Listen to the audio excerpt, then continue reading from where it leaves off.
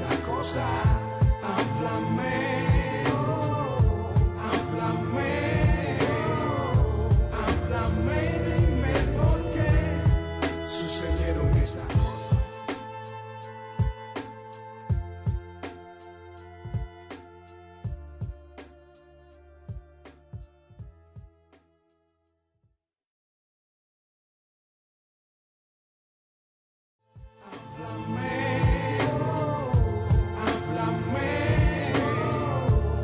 Háblame, dime por qué sucedieron esas cosas. Háblame, háblame, háblame, dime por qué sucedieron esas cosas. Háblenme.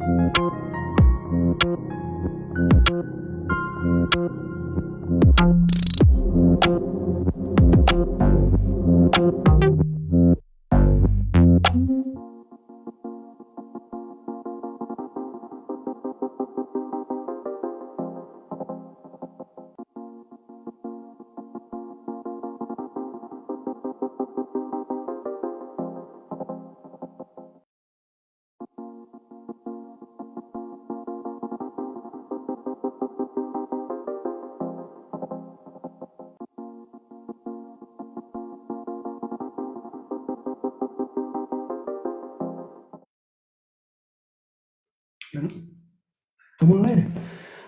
Buenas tardes, ya estamos en el aire, ¿no? Supongo, sí. Bueno, buenas tardes, queridas y queridos colegas. Estamos con nuestra segunda conversación con el colega ensayista y profesor de la UNAM, Donovan Hernández. El lunes pasado estuvimos con una primera conversa a propósito de la violencia en este espacio de Instar académicas, que dieron lugar todos los lunes sobre esta misma hora, sobre el mediodía. Hoy vamos a conversar un poco sobre la idea de los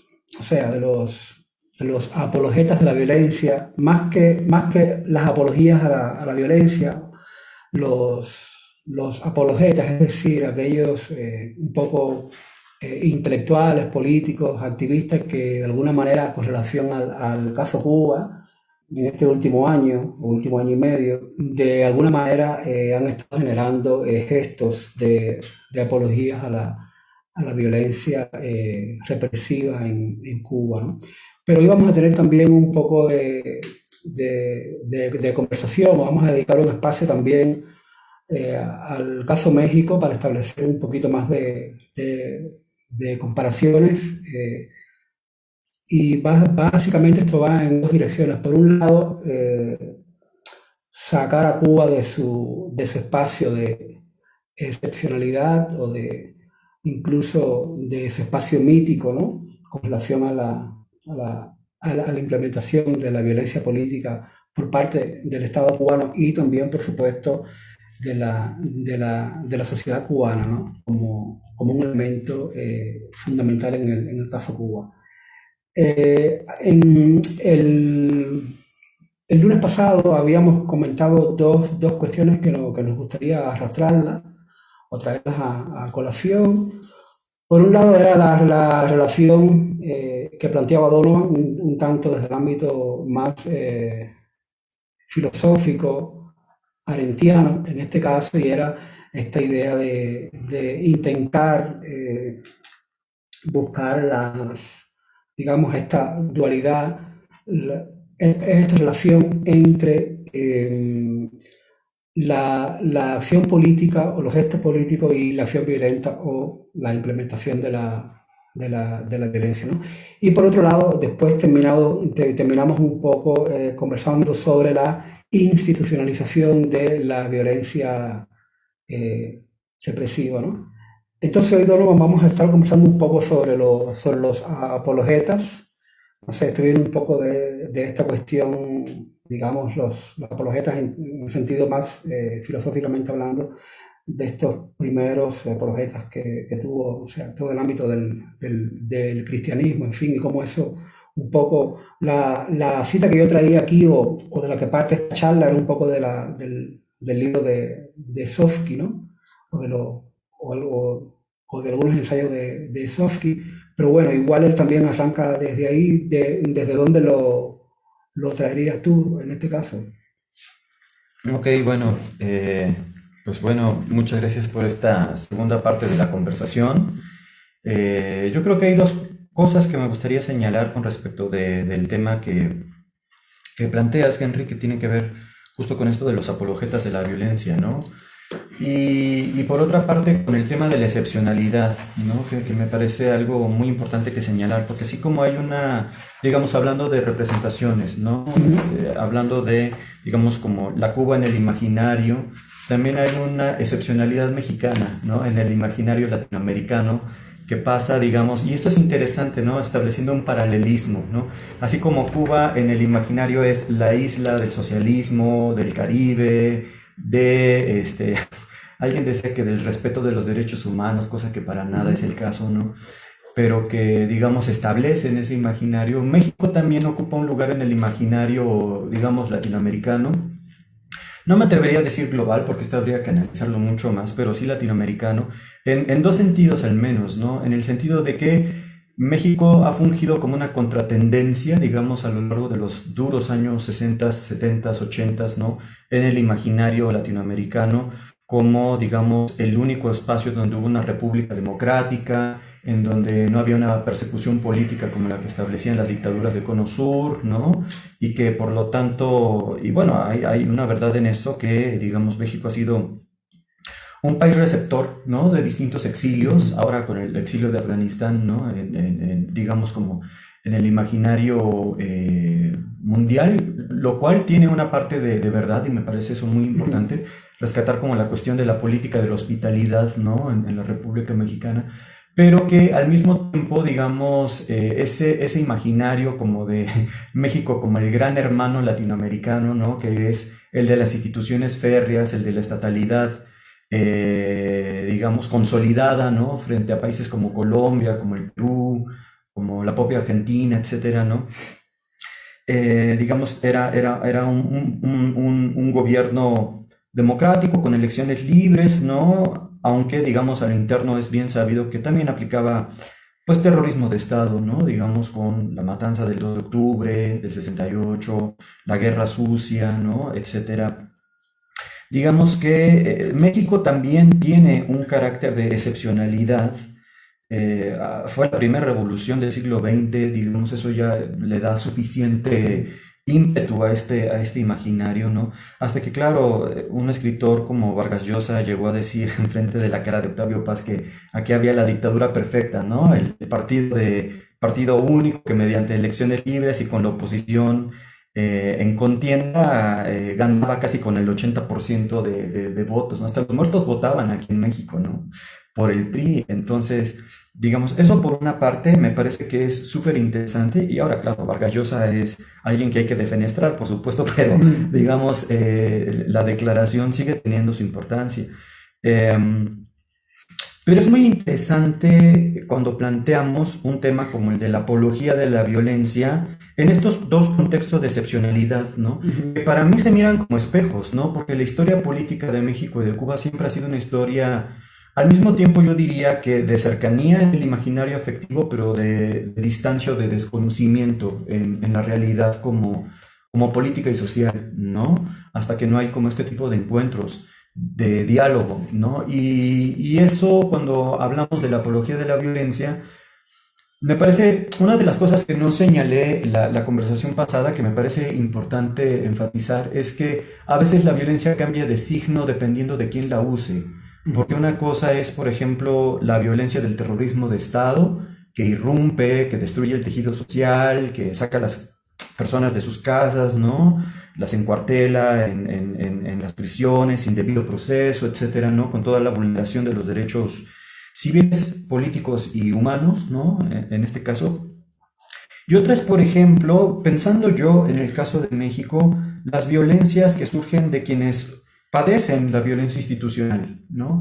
La violencia institucional que siempre tiene los medios y la capacidad de producir en torno de ella un cerco de legitimidad, o mejor, de legitimación, que no sería lo mismo, ¿no? La diferencia entre la legitimidad y la legitimación es justo que la legitimación es un procedimiento instrumental que emplean las instituciones para hacer valer, ¿no?, su derecho a la coerción política, ¿no?, en este entendido. Ahora, el escenario en México es un escenario, por supuesto, muy complejo que vamos a poder tratar de diseccionar, porque es verdaderamente muy complejo, ¿no? Estalla en muchos sentidos el problema de la violencia, porque, digamos, algo que hemos comprobado es que la vieja tesis beberiana de que el Estado es el monopolio legítimo de la violencia, en México ya no es del todo claro ni es del todo aplicable, ¿no? Porque por una parte, siendo una democracia formal y procedimental, ¿no?, con elecciones libres, ciertamente, ¿no?, también tenemos, digamos, altos índices de homicidios, en el caso de periodistas principalmente, índices que llegan a ser verdaderamente como de guerra, o sea, Sí, números sí, como de totalmente. las bajas en Siria o en Afganistán, en medio de las guerras del Golfo Pérsico, etcétera, ¿no? Eso por un lado, también un alto índice de feminicidios, que gracias a que se tipificó digamos, el tipo jurídico, ¿no?, por todo un empuje del movimiento feminista en México, ¿no?, que convergen, entre otras cosas, en estas iniciativas de reforma de ley, pues nos hemos dado cuenta de que la violencia es estructural, la violencia de género ha sido estructural y es sistemática, pero además, todo este escenario complejo por sí mismo se empalma con la cuestión migratoria, ¿no? Hoy vimos un video de autoridades de migración, Ajá. ¿no?, maltratando, golpeando, pateando a migrantes centroamericanos, ¿no? Lo cual es una violación de los derechos humanos, por supuesto. Y después tienes un escenario como el del narcotráfico, Claro. ¿no? Que con la liquidez del dinero, ¿no?, el narcotráfico funciona para todos los efectos como una empresa capitalista, ¿no?, de alto rendimiento, porque además, digamos, es como un segundo estado, ¿no?, que genera como tal acumulación de capital que tiene armas que son de mayor calidad o calibre que las del ejército, incluso. Por eso el combate de fuego en México durante la llamada guerra contra el narco fue tan estremecedor, ¿no? Entonces, por una parte ese narco, ¿no?, que decapita, que brutaliza los cuerpos, como dirían Bembe, ¿no? Por otra parte, esta faceta del narco que infiltra las instituciones, ¿no?, inyectando grandes cantidades de dinero a campañas políticas, ¿no?, y generando como toda una simbiosis con el aparato estatal, a tal punto que a veces el aparato estatal es indiscernible de las propias estructuras del crimen organizado. Entonces tenemos como un escenario verdaderamente, pues, es pólvora, ¿no? Bastaba que alguien acercara un poco la cerilla y eso pasó con la gestión del PAN, el partido de derechas en México. Entonces, a lo que voy es a esto, ¿no? Frente a un escenario como este, el hecho de que en México hay, por ejemplo, movilizaciones, ¿no?, como el Ejército Zapatista de Liberación Nacional, ¿no?, el EZLN, que desde el 94 se levanta en armas, ¿no?, como una guerrilla convencional, pero que con el paso del tiempo empieza a generar proyectos de autogobierno, de autonomía, ¿no? Siguen siendo ejército en el sentido de que todavía tienen las armas como una estructura defensiva frente al repliegue paramilitar, ¿no?, que se vive en Chiapas. Eso por una parte, el hecho de que también ha habido movimientos de policías comunitarias, ¿no?, de la propia gente que se va organizando para tratar de expulsar, ¿no?, a la delincuencia organizada, ¿no?, al narcotráfico que está como haciendo los destrozos en sus regiones, sobre todo en las regiones del sureste, que son muy ricas, muy fértiles y se vuelven como focos de sembradío de amapola, ¿no? Entonces, digamos que a mí me parece que el escenario de la violencia y de quién lo usa es siempre muy volátil y es siempre, digamos, como muy difícil decir violencia sí o no, sobre todo porque con un escenario tan complicado, por supuesto, si a mí me preguntan, lo que yo preferiría hacer es un pacifista, ¿no? Pensar que los cambios políticos se pueden lograr como sin la necesidad de enfrentamientos y bajas, ¿no?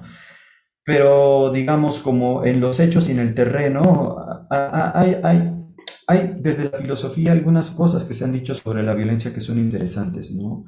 Por ejemplo, Frantz Fanon, ¿no?, el famoso pensador descolonial, ¿no?, en este libro que es Los Condenados de la Tierra, habla de cómo todos los regímenes coloniales son violentos en sí mismos, ¿no? Y frente a esa violencia que, digamos, expulsa a las poblaciones colonizadas a esa gran franja de la inexistencia, ¿no? A esa gran franja del no ser, solo la violencia puede poner un remedio, ¿no? En ese sentido, la violencia de parte de los sometidos, de parte de las sometidas, ¿no? Lo que hace es, me parece que crear un estallido que genera una distancia. Después de que hay una distancia, después de que el no está suficientemente claro, después de que hay ¿cómo decirlo? Un punto de no retorno, ¿no? Es decir, ya basta, como habrían dicho los zapatistas. Ahí, a partir de ese momento, se puede crear la distancia para hacer política. Pero lo primero es como la distancia de los oprimidos, ¿no? Frente a la violencia institucional. Claro. Y entonces lo que tenemos es, por supuesto, toda una disputa en torno al imaginario y los significados, ¿no? Y cómo hay la necesidad yo pienso que, por supuesto, de transformar, reconstruir a las instituciones. Habría quienes no estarían de acuerdo con ese punto y tienen buenas razones, por otra parte, ¿no? Pero pensando en esto que tú dices, ¿no? De la apología. La apología es, por su propia definición etimológica, ¿no? Siempre un discurso de defensa, ¿no? Es siempre un discurso de defensa, es incluso en el mundo griego una estrategia de defensa jurídica, ¿no? Como los griegos no podían contratar abogados profesionales y estaba muy mal visto que un varón ciudadano no se defendiera a sí mismo, en su caso, de manera oral, entonces tenían que aprender retórica, ¿no? Y llevar a cabo su propio proceso de defensa jurídica en nombre propio, ¿no? No había la idea de la representación en ese sentido, ¿no? Entonces, la apología es ya siempre un discurso del foro, así se le llama en retórica, ¿no? El discurso del foro es justamente este tipo, forense le llaman, pero no porque tenga que ver con levantar restos turbios, ¿no? Tiene que ver con el foro, tiene que ver con convencer y transformar la opinión pública por medio de la palabra. Y cuando, digamos, los apologetas cristianos, sobre todo como los escritores, ¿no? Los primeros padres de la iglesia, ¿no? San Agustín, Tertuliano, etcétera, empiezan a hacer justamente una apología del cristianismo, lo hacen frente a un poder imperial, ¿no? La ironía de esto es que el cristianismo fue el poder más imperial de todos, porque justamente tiene como esta estructura ecuménica, ¿no? Que ahora se ha pensado muchísimo, ¿no? Gente como Alain Badiou, Zizek también han pensado sobre Jonas, ¿no? Han pensado mucho sobre la estructura ecuménica, ¿no? El ecumen de la cristiandad. Pero, digamos, este discurso que se universaliza, o este discurso que se asume a sí mismo universal, ¿no? En nombre de un mensaje universal, evangélico, que trata de convertir, ¿no? Al mundo no creyente en creyente, ¿no? Forma parte de esta estructura etimológica de la apología, ¿no? En nuestros días podemos ver, por ejemplo, cómo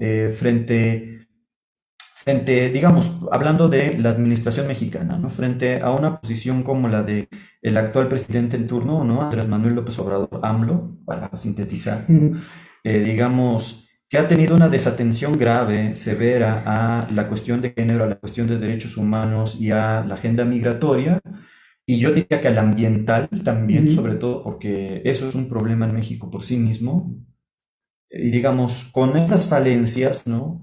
Frente a las protestas que han estallado de parte de las mujeres diciendo ya basta con la violencia de género, ¿no? Que toman a las ciudades, que han, digamos, destruido infraestructura en medio de la oleada de la ira contra la violencia feminicida, que es, me parece, muy comprensible que la gente estalle así contra esta violencia feminicida, porque es una cuestión de vida o muerte, ¿no? En el gesto feminicida hay un gesto soberano, como yo lo he llamado en otros lados, ¿no? Entonces, frente a eso, el aparato institucional moviliza recursos para generar una estrategia de defensa de esta estrategia que para ellos es de contención, ¿no? Cercar como los edificios públicos. Además, esta cosa que es tan mexicana, que yo no sé si ustedes tengan en Cuba algo un símil, me parece que en América Latina no hay un símil con esto, la cuestión del patrimonialismo mexicano, el hecho de proteger las esculturas, de proteger los inmuebles coloniales, de proteger como, digamos, el arte público, ¿no? De estatuas, monumentos, lápidas, fachadas, ¿no? Fachadas, ¿no? Etcétera. Porque además en México el patrimonialismo ha sido discurso de Estado, es decir, El Estado mexicano postrevolucionario se ha construido sobre sí mismo, creando la imagen de que tiene unas raíces ancestrales, ¿no? En las ruinas prehispánicas, ¿no? En la herencia colonial española, etcétera. Y entonces lo que se produce es la piedra como identidad nacional. ¿Me explico? Es decir, el discurso estatal, patriarcal, es un discurso patrimonialista. Y es interesante que haya la misma raíz, ¿no? Etimológica en patriarcado y patrimonio. Patrimonio. Entonces, pienso que por ahí van estas estrategias defensivas, ¿no? De parte de la violencia institucional. ¿Qué es lo que hace la violencia institucional? Lo que hace la violencia institucional es perpetuar la violencia estructural, en este caso de género, ¿no? Y entonces ahí vemos, digamos, como estrategias defensivas, ¿no? Que colocan al movimiento feminista como el opositor, ¿no? Claro. Como el antagonista de la política progresista, Claro, como el mal, claro. como el mal, ¿no? De la cuarta transformación, ¿no?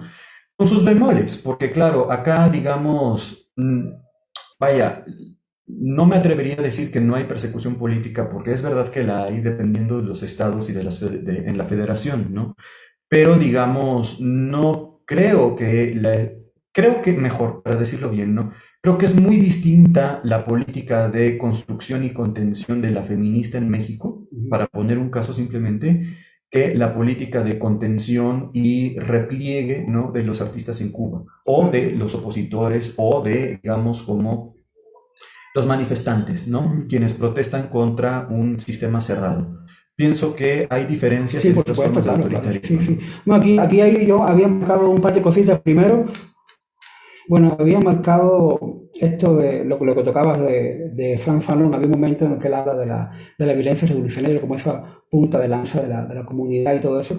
Y de alguna manera en otro contexto he hablado de eso. Digamos que la divinización, o sea, o sea, para la redundancia, la divinización de la violencia divina de la que hablábamos en el caso Cuba, que era ese híbrido, ese cruce, ese solapamiento, o sea, la idea de colocar la violencia represiva como parte de la violencia revolucionaria, o implementar la violencia represiva con toda impunidad, debido a que el gobierno, el Partido Comunista y la comunidad también como parte de ese proceso de ejecución, ¿no?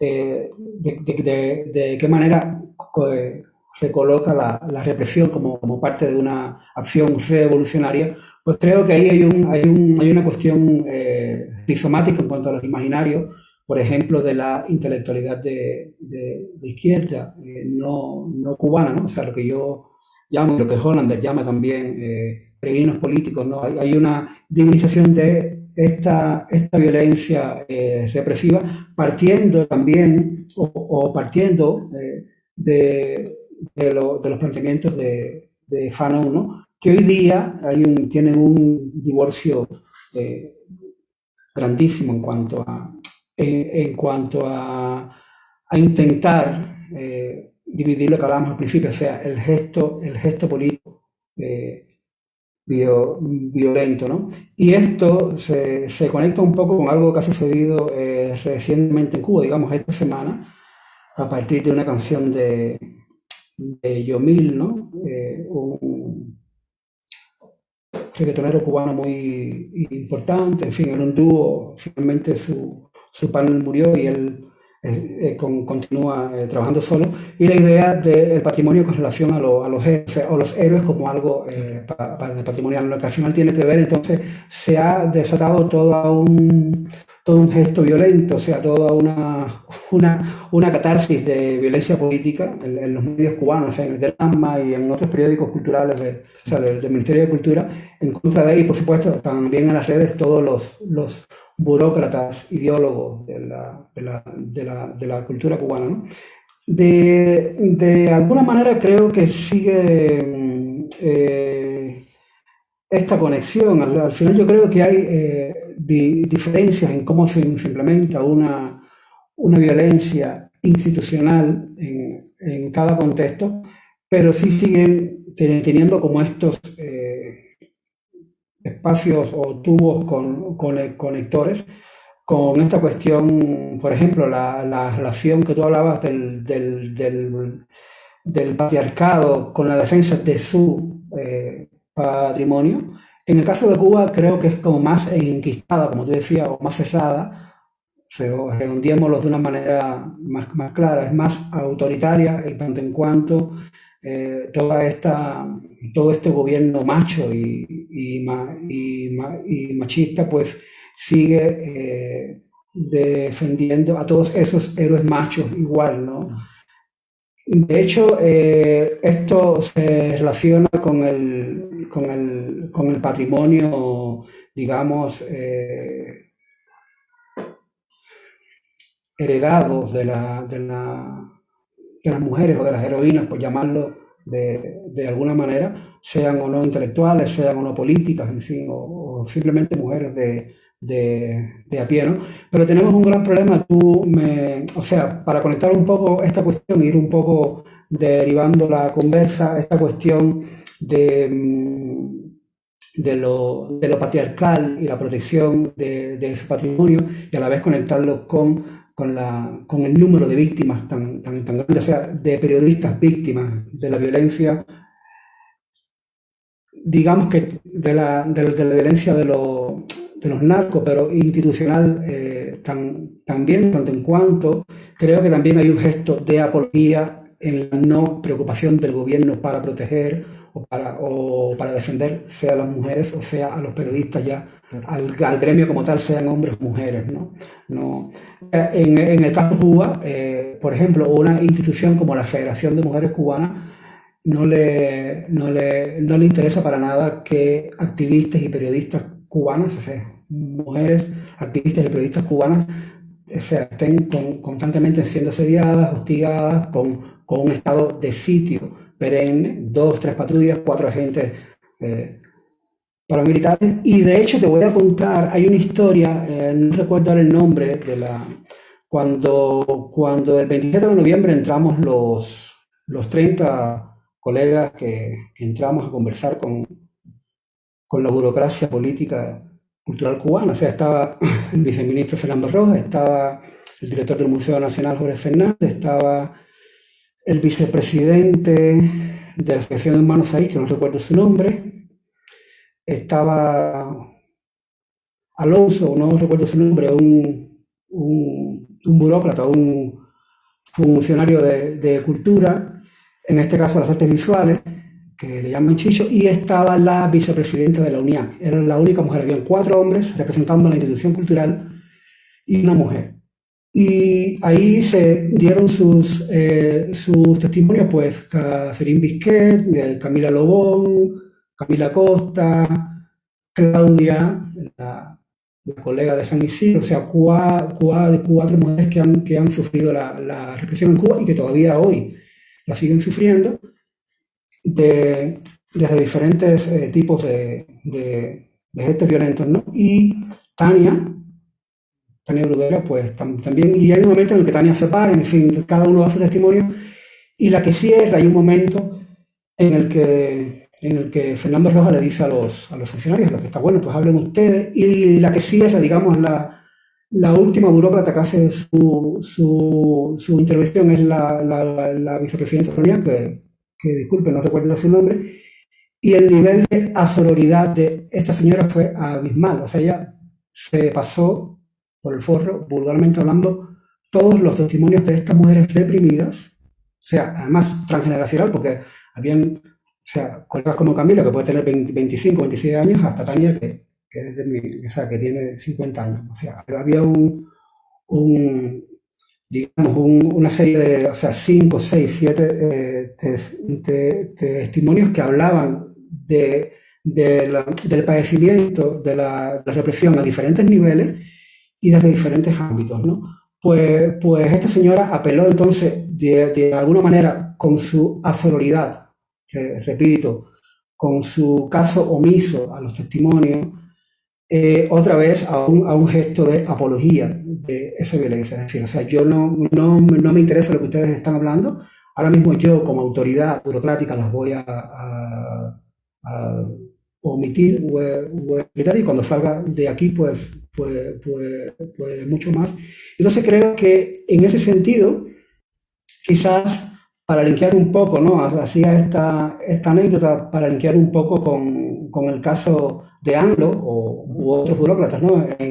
O sea, que cada vez que se acerca una fecha, que sea un 8 de marzo, pues ya empiezas como a vallar el patrimonio, digamos, el cuartel general o sea, que al final estás controlando un discurso, pero a la vez estás controlando también una acción. O sea, ya, digamos que es lo que a mí me interesa mucho de estas capas imaginarias, ¿no? Que de alguna manera, como a partir de esa omisión, sea a través de la palabra o de cualquier otra manera del discurso, pues ya se convierte en una acción, o sea, ya no solamente es que me callo, es que después pueden haber, o sea,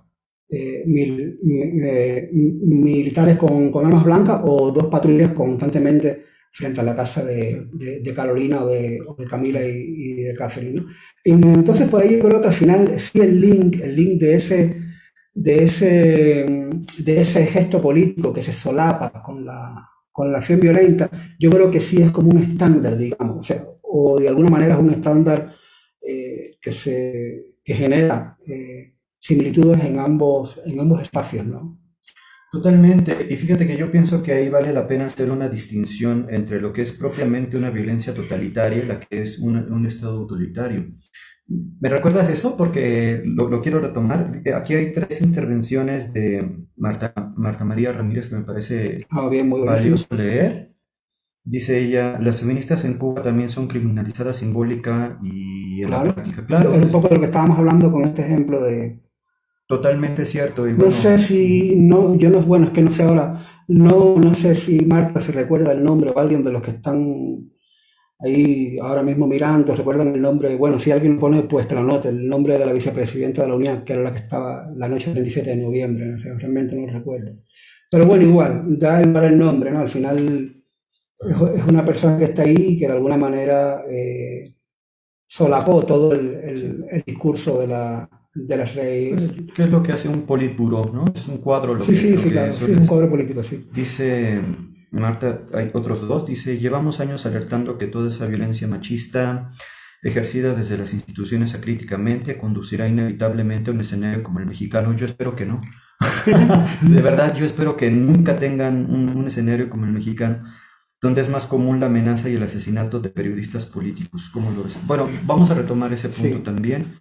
Y nos pides, es un comentario interesante, dice ella, yo quisiera que analizaran cómo la violencia política e institucional radicaliza a sus víctimas, incluso a las más pacíficas o pacifistas. Esto es verdad, ¿eh? Sí, totalmente, totalmente. Y vale la pena retomarlo. Vamos a ver, aquí hay varias cosas que me saltan, ¿no? Primero, si a mí me preguntan como una prognosis, ¿no? Con respecto de cuál es mi perspectiva con respecto de la violencia totalitaria en Cuba, yo lo que podría decir es lo siguiente. Pienso que en Cuba, y tal vez vaya a ser un poco polémico, ¿no? Esto, No, pero polémico no importa. pienso que en Cuba no tienen un escenario de la violencia como hay en México. No digo que sean mejores o peores, Claro, simplemente digo que la modalidad del gesto soberano es totalmente, distinta. totalmente. Porque en Cuba tienen un estado que ha cerrado, digamos, como la vía de paso por el Caribe a la circulación del mercado de estupefacientes y sobre todo de la amapola, mientras que esa cerrazón del Caribe hizo que todo el mercado se concentrara en México y por lo tanto la escalada de los cárteles subió de Centroamérica con su violencia de la contra, digamos, prácticamente las partes más violentas y brutales de los cárteles como los Zetas, etcétera, vienen de los caiviles, que fueron justamente organizaciones armadas por la Escuela de las Américas, ¿no? En estrategia contrarrevolucionaria. Estamos como en ese circuito de la violencia. Entonces, cerrada la vía del Caribe, ¿no? México se convierte en el paso del mercado de narcóticos y además por la fertilidad de la tierra mexicana en el sureste se convierte como en la zona de trasiego. Entonces digamos que el interés de los cárteles se fue afincando ahí y como crecieron los cárteles, creció también la violencia que se disputaba la plaza, como decimos aquí, ¿no? Entonces, digamos, fue tan encarnizado, ¿no? Que incluso la entrada del ejército, en vez de desarticularla, lo que hizo fue exponenciarla. Claro. Y por eso tuvimos un escenario tan explosivo que todos estamos pensando de qué manera generar un proceso como de pacificación, por una parte, de desmilitarización de la política de seguridad, que por cierto AMLO no está impulsando, ¿no? Entonces, al contrario, el ejército mexicano hoy tiene más prerrogativas que las que tenía en el sexenio del PAN, y eso es algo que a mí me alarma mucho. Claro. Pienso que en el caso de Cuba, ustedes tienen una estructura que ha sido militarizada y que esa misma militarización produjo una cerrazón como en el circuito del flujo de mercado hacia el norte. Yo no sé, yo sé que eso tiene sus muchas desventajas, ¿no? Pero pienso que no tuvieron un escenario como ese por esa razón. Ahora, por supuesto, si a mí me preguntan, yo lo que espero es una democratización del sistema político cubano. Por supuesto, claro. Evidentemente, ¿no? Pero, digamos, hay un problema de geopolítica que sí es real y que creo que en Cuba, no lo deseo, pero tarde o temprano tendrán que encarar. Eso por una parte, ¿no? Por otra parte, cuando pienso yo, y fíjense que yo reconocería que en violencia, digo que en Cuba hay, que en violencia, fíjate, es el lapsus, que en Cuba hay una violencia que es totalitaria, que es muy distinta a la mexicana, no por, digamos, intensidad, sino por cualidad. ¿Me explico? Creo que esa diferencia consiste en lo siguiente. Pienso que la violencia cubana es una violencia, como todos los países socialistas, ¿no? Del socialismo real, una violencia contenida. Una violencia que destruye la vida privada, pero que recluye hacia el interior, que recluye hacia, digamos, el espacio doméstico que está siempre atravesado por el aparato estatal, como decíamos la vez pasada, ¿no? Y sobre todo se recrudece en el caso de las mujeres, ¿no? Que se manifiestan. Yo he visto de verdad el asedio sobre Camila Lobón, etcétera, ¿no? Con quienes les mandamos un saludo y nos solidarizamos, ¿no? Pienso que el escenario mexicano es distinto porque aunque tenemos un Estado autoritario, yo no me atrevería a decir que es totalitario con todo. ¿Por qué? Porque, digamos, tiene una economía de libre mercado, porque hay un sistema formal, procedimental que funciona, ¿no? Pero sobre todo me parece que el peso del control simbólico es distinto. Lo que quería comentar respecto de esta diferencia entre autoritarismo y totalitarismo, ¿no? Es esto. Yo recuerdo mucho a un lector muy brillante de Hannah Arendt, un lector francés que es Claude Lefort. Claro, me encanta. Y lo que dice Lefort me parece una distinción verdaderamente importante, ¿no? Lo que él dice es, ok, ¿en qué consistió la revolución democrática de la modernidad, ¿no? En que la instancia de la ley, del saber y de el poder fueron desalojadas, ¿no? Es decir, cayendo la cabeza del rey, el cuerpo místico del rey que le daba unidad al Estado Nacional desaparece y entonces lo que hay es la contienda política por, digamos, ocupar temporalmente, coyunturalmente, de manera contingente, digamos, voy a decir así, la hegemonía del espacio político. Lo que hizo, digamos, la revolución democrática de la modernidad fue precisamente descorporalizar, ¿no? Esta institución del poder político, de la ley y del saber. Por lo tanto, hay contienda, por lo tanto, hay disputa, ¿no? Que no era posible en las monarquías absolutistas. ¿Qué pasa con el totalitarismo? Lo que hace el totalitarismo es, frente a ese vacío político, ¿no? Que es ese vacío del espacio del poder, del saber y de la ley, lo que hace el totalitarismo es querer ocupar artificialmente por medios coercitivos, querer saturar ese espacio vacío, ¿no? Que debe de permanecer vacío para que haya una contienda política. Y entonces el totalitarismo es el esfuerzo por volver a ocupar, ¿no? Por medio de un corporativismo, digamos así, ¿no? Esa instancia, esa triple instancia del poder, que es el espacio simbólico que instituye la sociedad, ¿no? El imaginario, volvemos al imaginario, ¿no? Por ahí, efectivamente, ¿no? Y entonces la disputa de lo simbólico es muy importante, por eso, digamos, por eso el totalitarismo se concentra tanto en los símbolos de una manera distinta del patrimonialismo mexicano. Por eso la defensa del patrimonio, en ese Exacto. sentido. Y ahí fíjate que hay una cosa de lo del escenario, voy a meter un poco un paréntesis ahí, ya después sigues, la idea, dos cosas, la idea del escenario diferente también en Cuba es importante, que yo, la vez pasada lo hablábamos, pero también en otro contexto lo he comentado, la participación y la implicación de la sociedad para generar la violencia política en Cuba, es decir, Repito, lo que dijo el ministro, que mucha gente ha indignado, a mí como que me pareció normal, porque ya Castro, o sea, el castrismo siempre lo había hecho, o sea, la orden está dada para que los vecinos vayan a machacar a los vecinos que se manifestaron. Básicamente es esto, ¿no?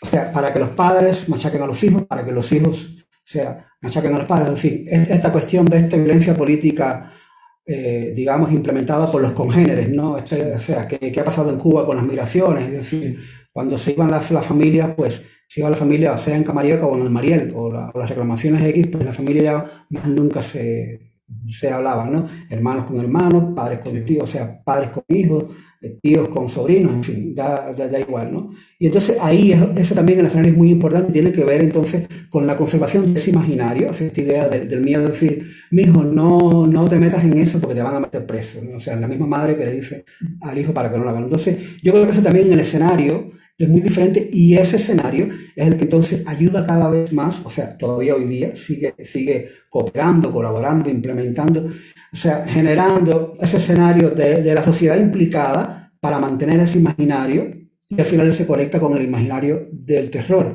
que también lo tocamos, que ya en otro momento hablaremos de eso, ¿no? Ahí hay un detalle importante, la idea de la radicalización. Esto quizás, o sea, sí, el hecho de un hostigamiento constante, de una represión perenne, a la vez va dejando solo, o sea, como le ha pasado a muchísimos colegas nuestros, periodistas algunos, otros activistas, otros simplemente a artistas, que su misma familia los ha abandonado, ¿no? Una vez que el gobierno o la violencia institucional pues te pega el pie, te condena, eres el mal. Sí. Pues ya entonces hay un espacio, hay un ámbito de soledad, y que de alguna manera provoca esa radicalización. Y creo que después hay un aspecto que yo estoy ahora como, que lo conversábamos el otro día tú y yo, y estoy pensando en eso, que es la idea de la venganza política que produce todo esto, ¿no? Que yo creo que, y esto lo vamos a dejar para otro contexto, pero a mí es algo que me interesa. Yo creo que hay muchos colegas que dicen que no es válida, o sea, está el caso ahora mismo de Silvio Rodríguez, por ejemplo, que va a dar su concierto en España. O sea, y yo creo que hay una necesidad humana de esa revancha, sobre todo cuando el que necesita la revancha es la víctima, que ha sufrido el mal. A mí me encanta mucho René Girard porque habla de esto. Sí. También Susan Sontag tiene un ensayo que habla de eso, o sea, esta idea de cómo la venganza dignifica a la víctima. O sea, por eso están las leyes, y los tres poderes están separados. En el caso de Cuba es otro escenario que cambia. Los tres poderes, o sea, no están separados. O sea, los jueces y los abogados defensores, o sea, están en su mayoría, vamos a decirlo así, o prácticamente todos, de parte del establishment, del Partido Comunista. Y por tanto, la manera en la que el exilio está generando una venganza política, yo creo que es válida. Es válida primero que todo porque dignifica a esas víctimas. O sea, estés en Miami, estés en Madrid, estés en Berlín, me da igual. Hay muchos colegas míos que dicen que no, o sea, pero yo realmente no creo en esta idea de poner la otra mejilla cuando llega el momento de, como tú decías, de decir no, ¿no? Entonces, yo creo que hay ahí como tres cuestiones que se podrían ampliar en algún momento, ¿no? De qué manera hay un escenario en el cual la sociedad está implicada.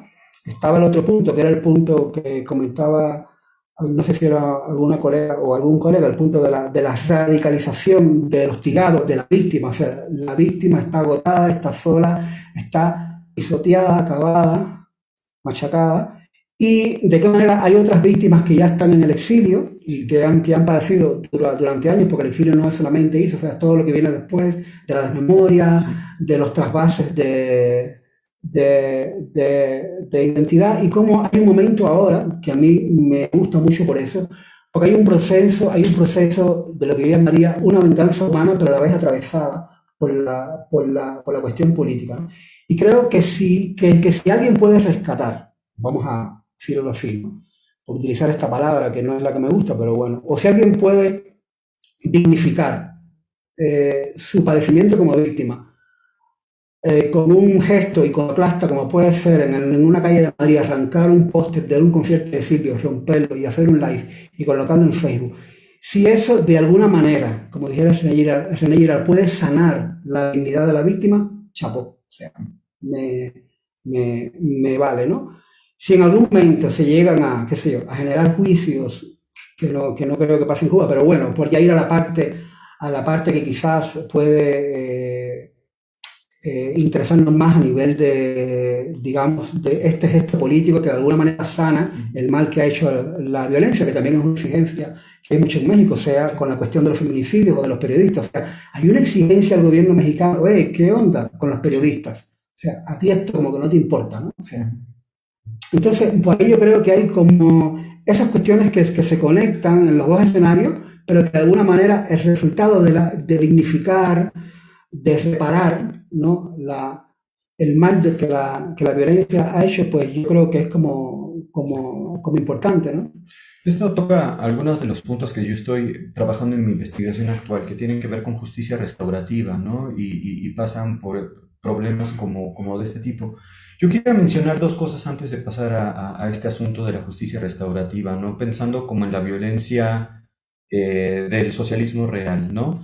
Yo, viendo, por ejemplo, películas como la de Marta Mészáros, ¿no? Ujú. En Praga, ¿no? Bueno, en República Checa, en Hungría, etcétera, ¿no? Como del impacto de lo que fue la Unión Soviética en el este de Europa.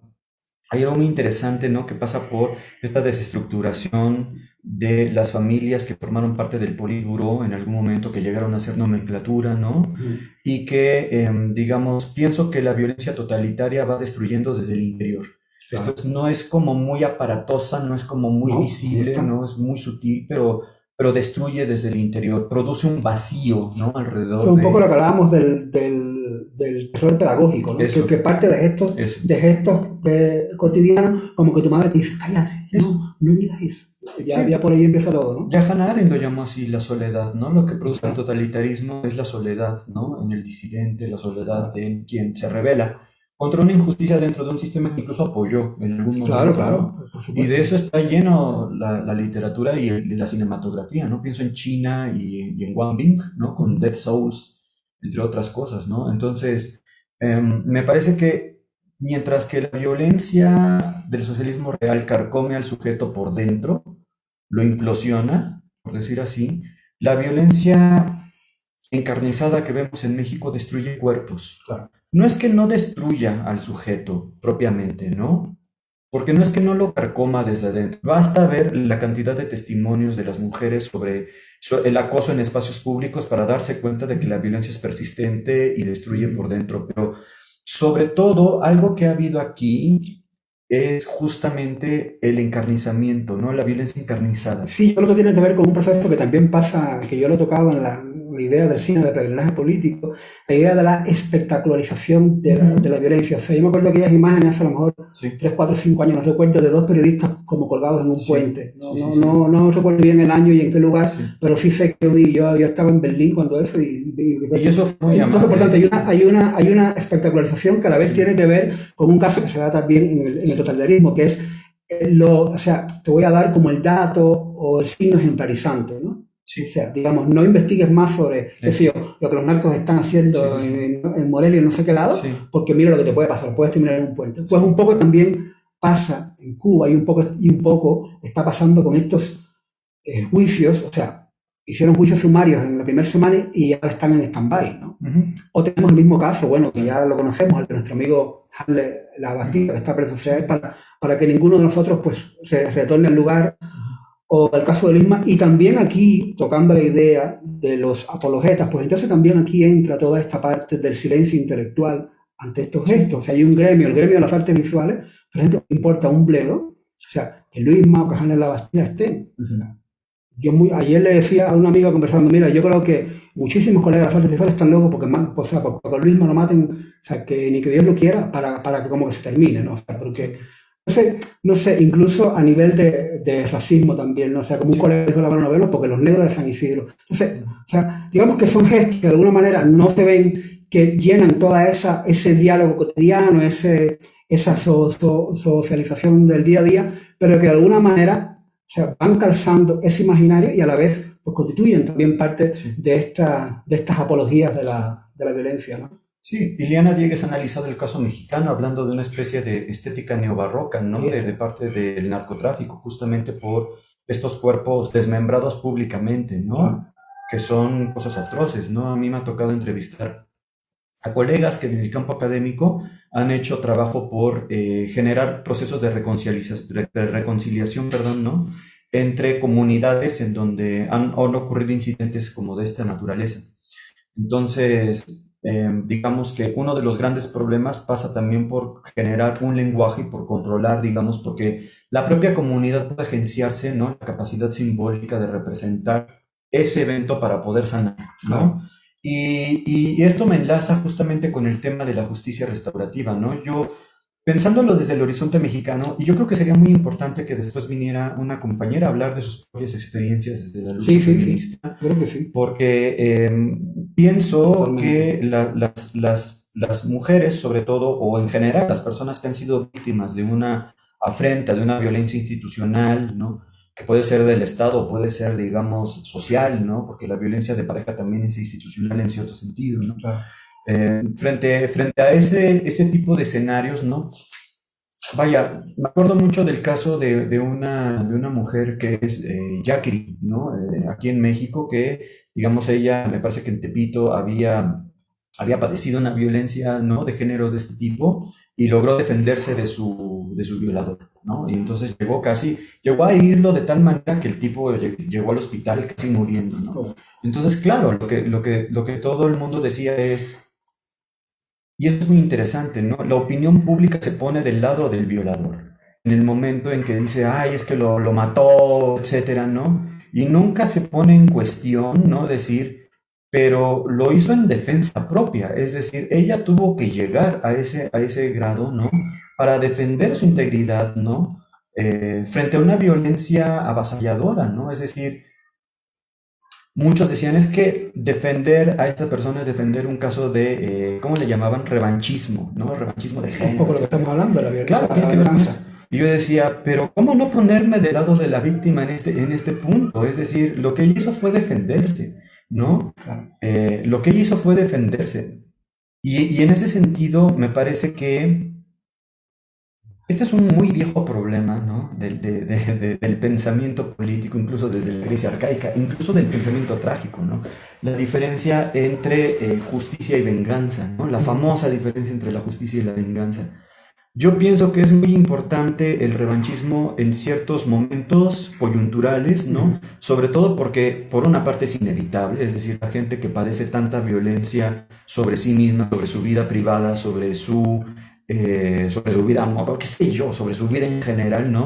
Llega un momento en que tiene que estallar y decir, hay una línea de demarcación Claro, donde basta. empieza la resistencia, ¿no? Y de ahí no se pasa y se acabó, ¿no? Y entonces a partir de ese momento, claro, cualquier gesto que te permita como generar esta estabilidad que tú necesitas para reconstituirte, ¿no? Para restablecerte frente a una violencia que pasa por estos procesos de radicalización, a mí me parece muy comprensible, ¿no? Me parece muy comprensible. Pero al mismo tiempo, ¿no? Hay siempre este problema de hasta qué punto, cuál es el punto de la mesura, ¿no? En estos procesos. Siempre es muy difícil hablarlo en el calor de la batalla y Claro. el momento, ¿no? Es importante poner esos puntos incómodos sobre la mesa, ¿no?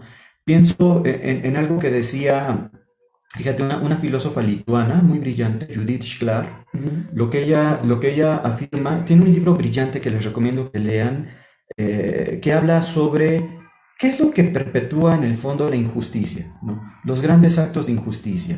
Lo que perpetúa los grandes actos de injusticia del Politburó, de la administración pública, sea esto un estado totalitario, sea esto un estado relativamente republicano, Claro, federal, democrático. etcétera, ¿no? ¿Qué es lo que permite cuál es el suelo, cuál es el humus, ¿no? El cemento base de toda esta, que hace posible, digamos, toda esta gestión del mal, ¿no? Que viene desde el Estado.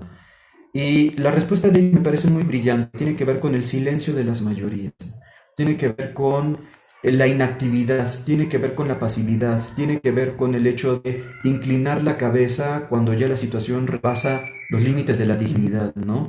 Y entonces ella habla de las injusticias cotidianamente solapadas, ¿no? las injusticias cotidianamente solapadas que vienen, por ejemplo, de los padres, de las madres, ¿no? Que le dicen a las niñas, ¿no? Él sí puede ir correr desnudo en la calle y jugar, Sí. ¿no? Con el tilín de fuera y tú no, porque eres niña, ¿no? Etcétera.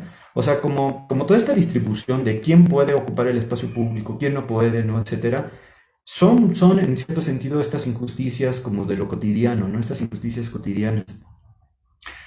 Claro que ella en su postura justamente lo que enfatiza es la necesidad de ir batallando cotidianamente contra esta inercia, ¿no? Contra esta inercia del silencio, contra esta inercia de quien solapa.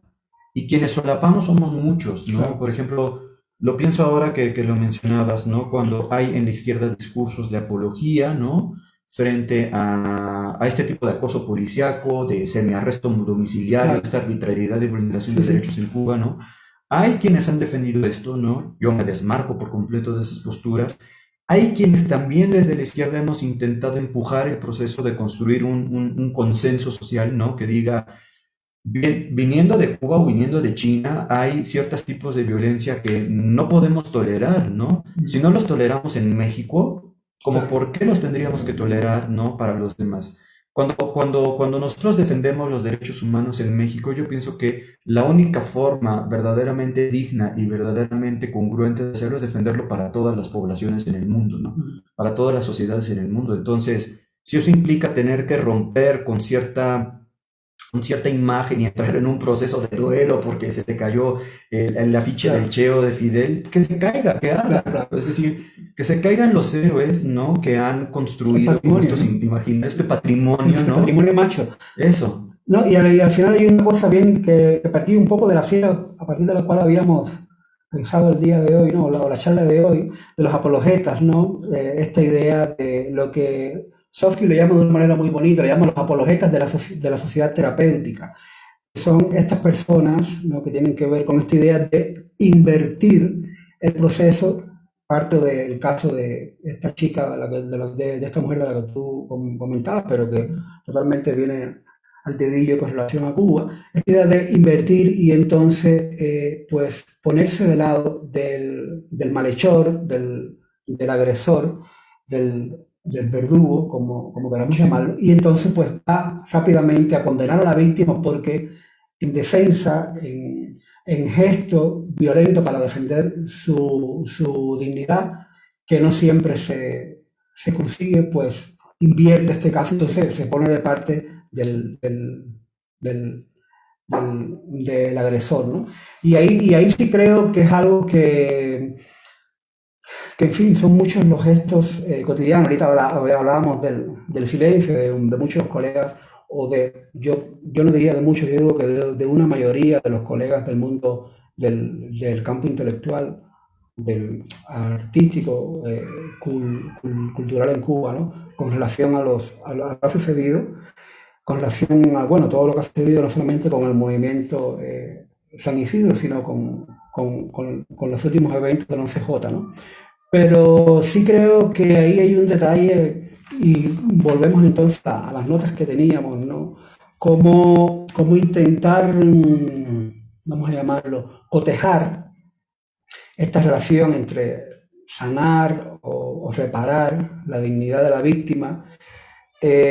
Sí, o sea, en el caso de Cuba no puedes esperar a que haya justicia, por ejemplo, o sea, porque no la va a haber, ¿no? O sea, al menos yo creo que en los próximos 25 o 30 años, ojalá que me equivoque, pero no la va a haber. O sea, ahora mismo hay una vuelta a ser mucho más compacto el monolito del totalitarismo cubano. De hecho, lo hemos visto con los juicios sumarios incluso a niños, a adolescentes, y por tanto no va a haber una espera. Con relación al exilio, que a mí siempre es un contexto que me interesa mucho como parte de la comunidad cubana, que ha escapado, algunos han sido expulsados, bueno, que en fin, son producto de esa violencia política, pues entonces hay personas que han muerto esperando justicia, ¿no? claro. Presos políticos al final. Entonces, repito, o sea, regreso al hecho de esta señora rompiendo el póster de Silvio Rodríguez como un símbolo de un gran apologeta de la violencia represiva en Cuba.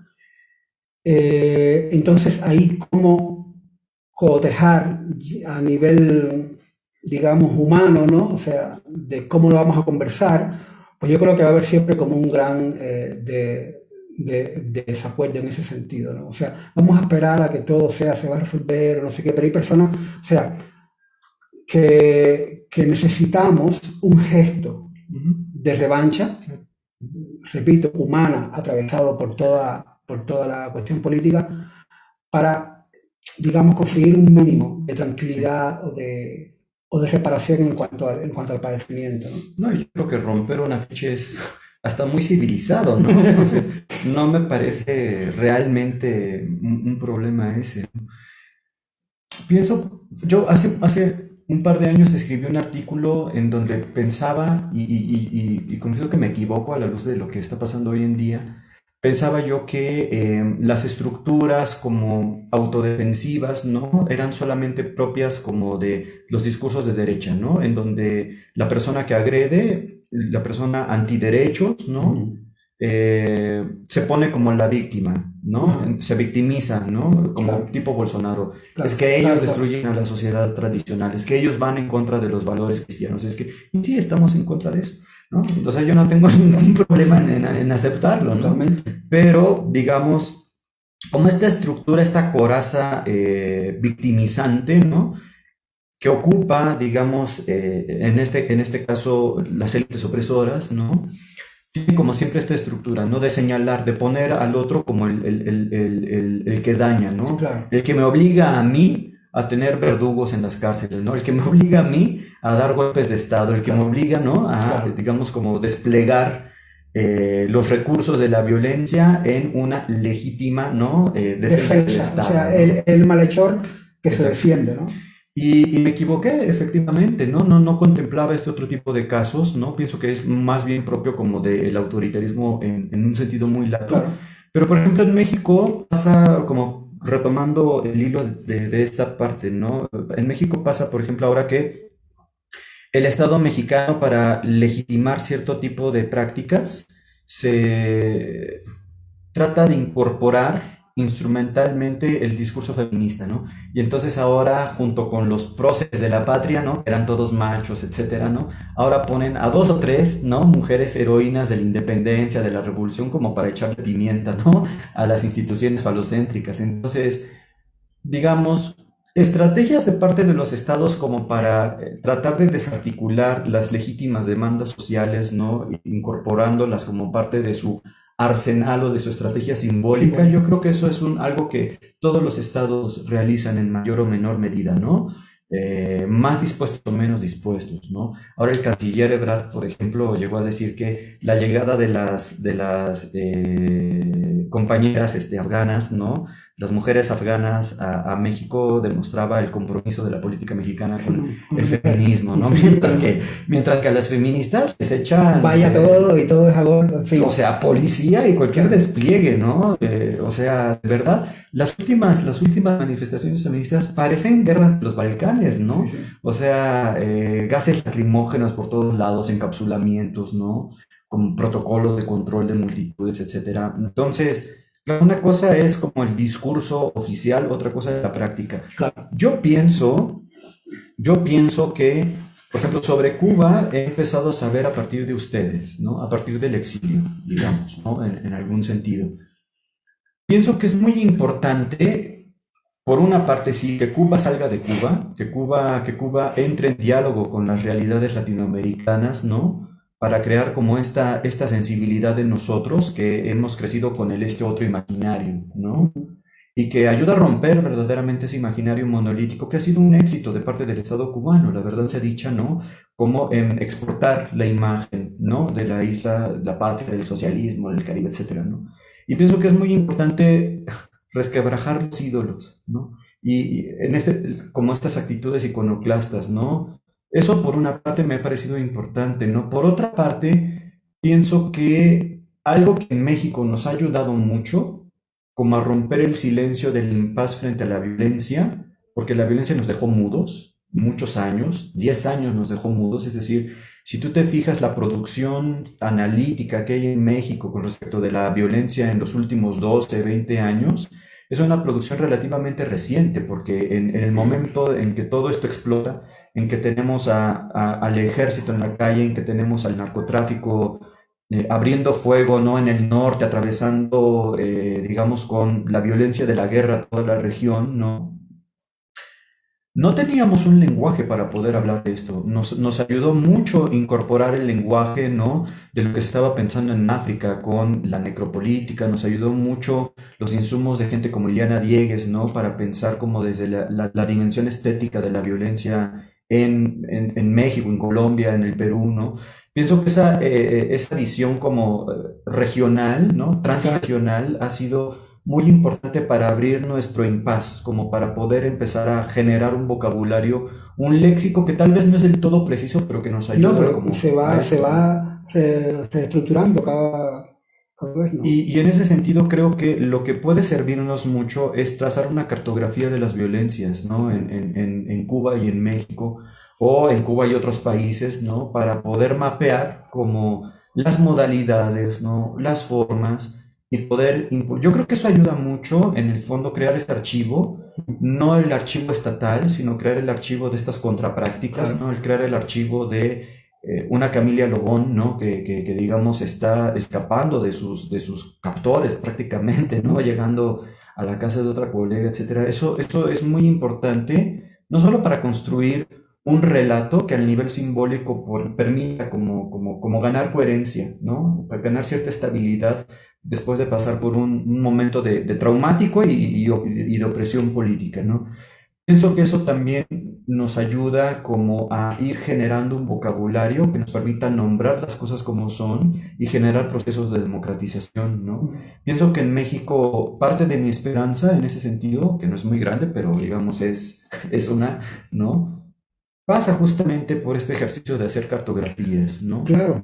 Y esa es la preocupación que teníamos un poco, por ejemplo, cuando hicimos el pan fresco, el libro, y que casualmente vamos a irlo anunciando, echando el espacio de Instar, que sale ya en inglés en octubre.